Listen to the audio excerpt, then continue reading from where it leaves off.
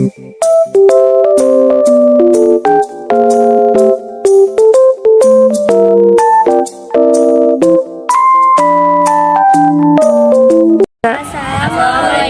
warahmatullahi wabarakatuh. Kami dari kelompok 1 ingin memperkenalkan diri. Saya Madi Sinta Julkar Sepa. Saya Intan Nuraini. Saya Putri Titiandani. Saya Cikalfian Anwar. Saya Rifki Abdul Kafin.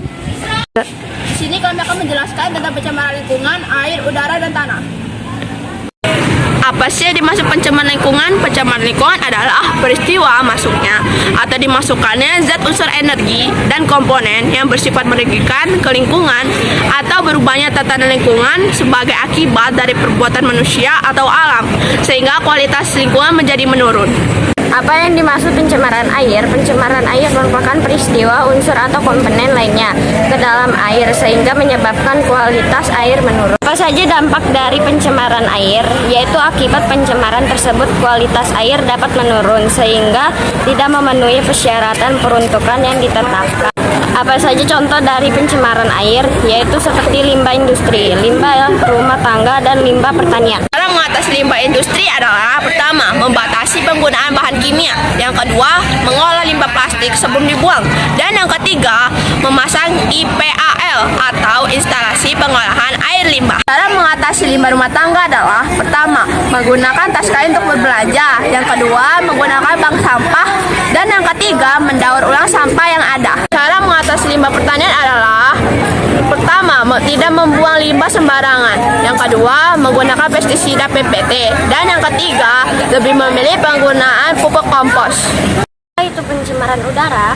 Pencemaran udara adalah adanya bahan-bahan atau zat-zat asing di dalam udara yang mengakibatkan perubahan susunan atau komposisi udara dari keadaan normalnya. Dampak dari pencemaran udara adalah udara menjadi tercemar, terjadinya gangguan pernapasan seperti asma, ISPA, dan kanker paru-paru. Contoh dari pencemaran udara adalah: pertama, hujan asam atau acid rain; kedua, penipisan lapisan ozon; dan yang ketiga, efek rumah kaca atau greenhouse effect. Cara mengatasi pencemaran udara adalah: pertama, menanam pohon atau reboisasi; kedua, berkendara menggunakan sepeda; dan yang ketiga, menghentikan atau mengurangi penggunaan freon.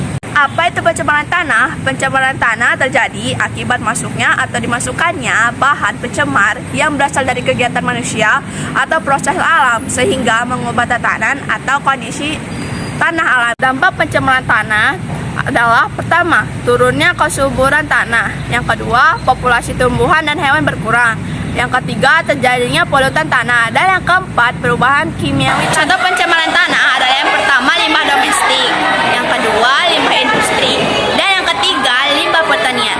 Cara mengatasi pencemaran tanah adalah: yang pertama, menggunakan daur ulang sampah organik seperti plastik, logam, kaca, karet, dan lain-lain; yang kedua, tidak membuang sampah deterjen ke tanah; yang ketiga, menjaga kelestarian tanaman untuk mengurangi pengikisan lapisan humus tanah oleh air hujan. Kesimpulannya adalah: pencemaran lingkungan disebabkan oleh kurangnya kesadaran masyarakat akan kebersihan dan keselamatan.